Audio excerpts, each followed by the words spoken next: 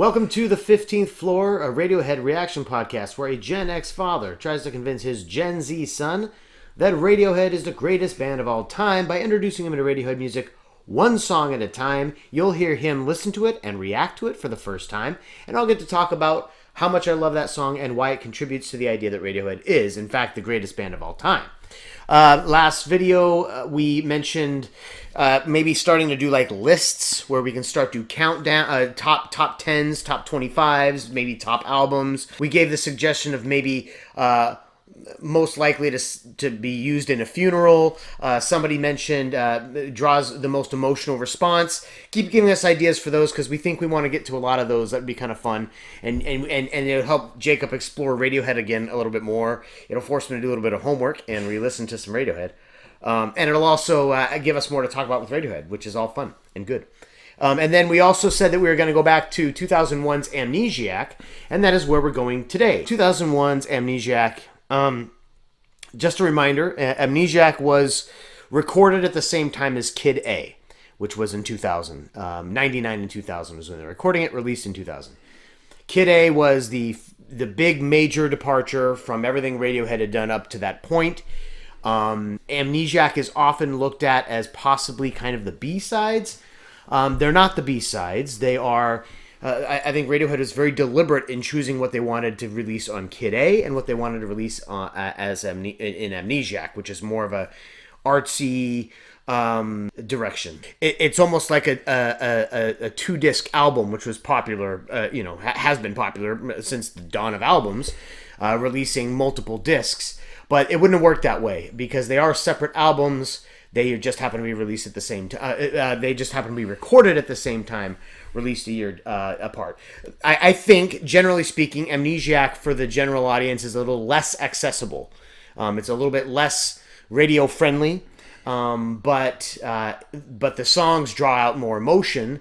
And we've talked a lot about, or we've mentioned before that Tom York was starting to work in ideas where the voice, where the lyricist, the vocalist, uses his voice as an instrument, and not in the same way that vocalists always use their voice as an instrument, but in a less melodious way, to use it as a percussive instrument or in a rhythm or in a timbre or something that would make it seem less voice and even less robotic, but more like an instrument.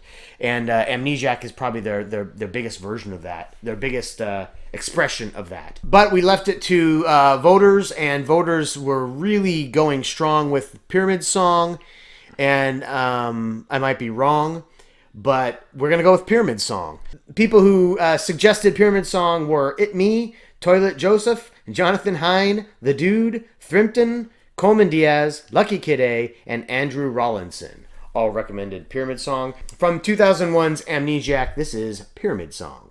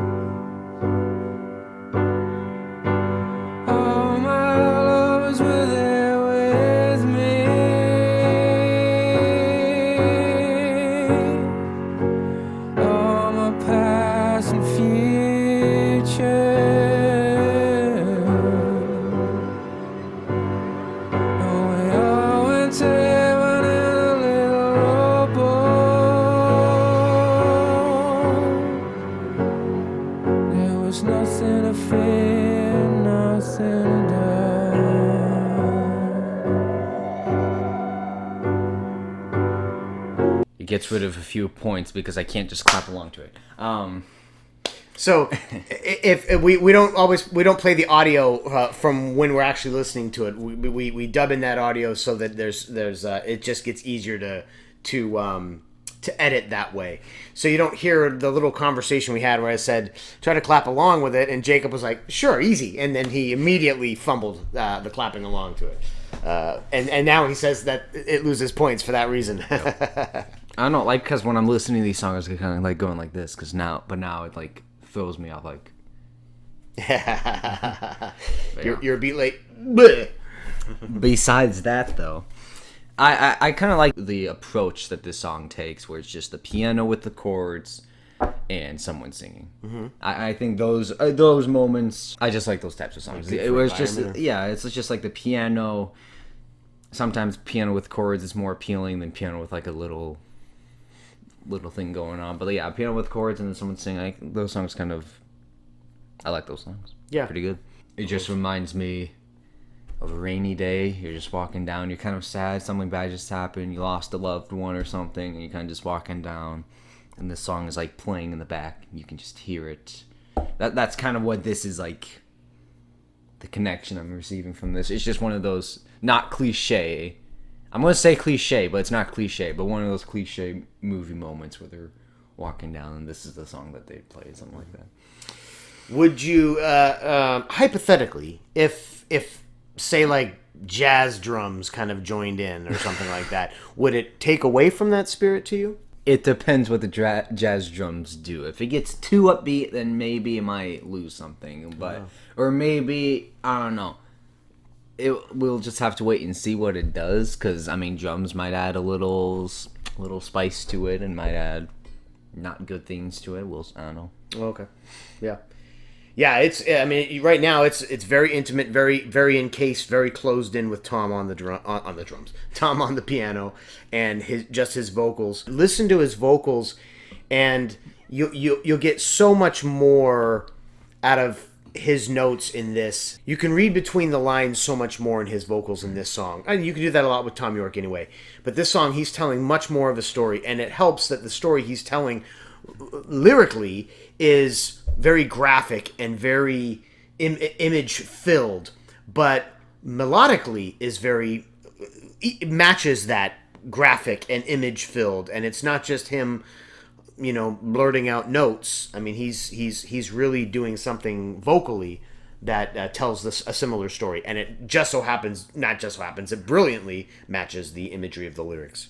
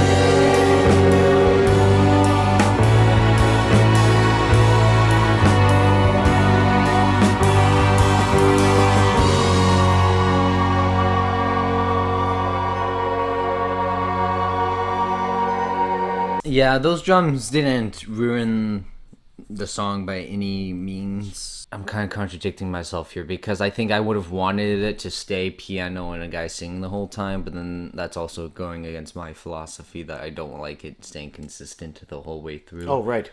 Yeah, but I don't know. I guess there are exceptions sometimes. But the drums didn't ruin it. They just made me get a more specific image of the sad man walking in the rain, taking place in the 60s. Because there was jazz involved. Yep, because there was jazz. It was good. I feel like it was a song you could connect to on the first listen, and I feel like maybe not connect in a strong way, but you could definitely connect to a strong way the more you listen to it. There are a lot of times that I think Radiohead, it doesn't matter if you know the lyrics. You can make a real strong connection before you know the lyrics. And I think you can with this song too, but I think once you know the lyrics, it just becomes, it just really opens up what everything you were already feeling. It's such strong emotion about something about the afterlife, about reckoning, the grimness, the darkness of what could be hell, but there's nothing to fear, nothing to doubt. And all his lovers and past friends, his past lovers and friends are there, and they're going to take a little rowboat to heaven.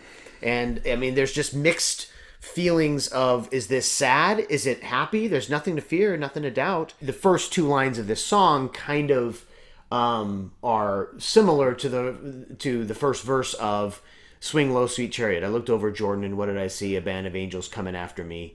Kind of, a song, Take Me to Heaven, which is what Swing Low, Sweet Chariot is about.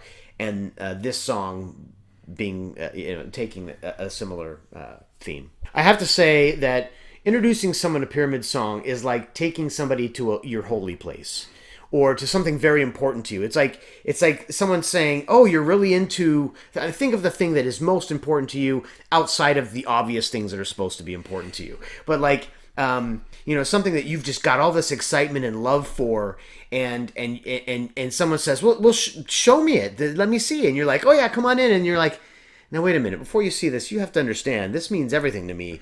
And if you can't appreciate it, I don't even know if I want to show you any of it." And I'm not saying that to you or anybody else, because I think everyone deserves to hear it and think what they want to think about it. But it's like casting pearls before swine. You're just like, this is really good. I know it is. And if you don't hear it that way, then maybe don't listen, okay? No, that sounds bad too. It's just not, I don't know how to express that, but it feels like there's a little bit of that. And I have to say, this whole podcast feels that way to me sometimes. But I know that this song isn't a radio hit. And so I know that if you're looking for a radio hit, you're not going to get it. What would you give Pyramid Song? I give it a solid, I think an 8 out of 10. We talked a little bit about the rhythm. The rhythm is an interesting argument. The sheet music is actually in 4/4 time, which is not tricky at all. It's the most basic time signature. But most people know that's not exactly right. You can write it in 4/4 time, and you can just use a lot of syncopation. Most people try to, if you're a music nerd, you try to kind of figure out what that time signature is. And there's a lot of different theories on it. But there are two kind of big theories on why it's called Pyramid Song. One of those is the lyrics are kind of similar, kind of reminiscent of Dante's work, of the Tibetan and Egyptian Book of the Dead.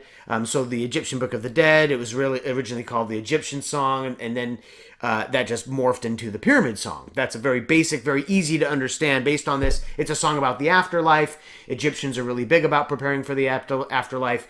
Egyptian song, let's turn it into the Pyramid Song. There's also a theory that the time signature is actually somehow structured like a pyramid. So I'll show you. The simplest way, outside of saying this is simple 4/4, there's some people say it's 5/8, then two bars of 8/8, then a bar of 11/8, then another bar of 2 bars of 8/8, then a bar of 5/8. But a simpler way to say it, a simpler way to read through it, almost like chiasmus, where you in literary terms, where you start a certain way and you build up to something, and then you go back the reverse order. But anyway, if you do that, then it makes, of course, a pyramid in time signature. That is not a very good visual, but it's just a way of saying people have nerded out and tried to figure out maybe that's why it's called Pyramid Song. So whichever way you go, it's there's a lot to it. There's a lot to dissect if the more you listen to it. The interesting thing is if it's simply 4/4 time, then you could 4/4 is like the simplest, and they're playing with 4/4. They're saying, look, we just took this most simple structure possible, and we're going to take off bits here and add bits here, and we're going to fancy it up so you don't even recognize it as 4/4. Music theory nerds will go after it, and they won't even simply recognize it for the basic structure that it is, because we have made it so glorious. We have built on the foundation, the framework that you gave us, and we gave you something you couldn't imagine you could make out of that framework. That's a pretty good explanation. Of course, gotta point out, Owen Martineau makes an appearance. That's Johnny's baby. That kind of siren-y sound that you hear. Of course, there's a lot of strings. That's an actual orchestra. The arrangement here is by Johnny, of course. Some live performance of the song. It's a lot of fun because they do very different things. Sometimes Johnny's playing his guitar with his bow, and Ed is basically just playing the string parts on his guitar with a delay. But they have to, when you make a song this layered, this emotional, you have to figure out a way to perform it live. And I think that's why people, when they perform it live, and the second you hear those opening chords, people go nuts because they realize, ooh, we're in for a treat. So let's see if the kids thought they were in for a treat. Every time we do a video, I show my younger children. I have them listen to the song as well, and then they draw a picture based on what they heard, what they thought they heard, how it made them feel. Sometimes they make sense, sometimes they don't make sense. Hers is these, I forget what she called these, but blob. It says right there. They're just blobs, and they're jumping in the river with various facial expressions. So yeah, absolutely. A theme she went back to, which of course is take the very first line of the song and run with it, right? And then his picture is, this is a band playing the song Pyramid Song. On the left is the drummer. He's at his drum kit, and the bass drum has the name of the band, which is called Poe. And the one just to the right there is holding the microphone, saying Pyramid Song. The next one down is playing the lead guitar, and the next one down is playing the bass guitar. Apparently, he thinks bassists are generally shorter in stature than the rest. This was one of the songs that I said, I'm not telling you the name of this song until the end, because if I tell you the name of the song, you'll just draw a picture of what I just said.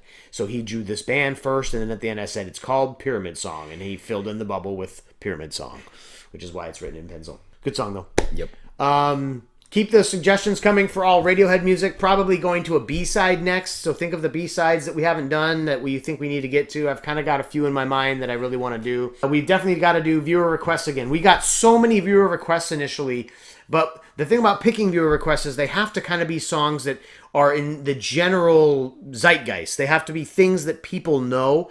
And I know you might be worried that I know them. But if they're from 2000 and beyond, the chances are I don't actually know them.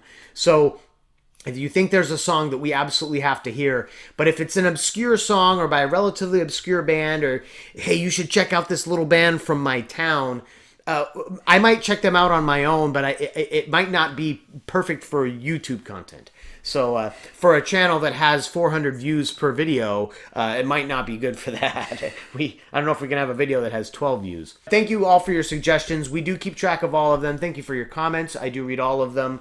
Thank you for your likes, your subscribes. Continue to love one another. Keep listening to music together. You're now leaving the 15th floor.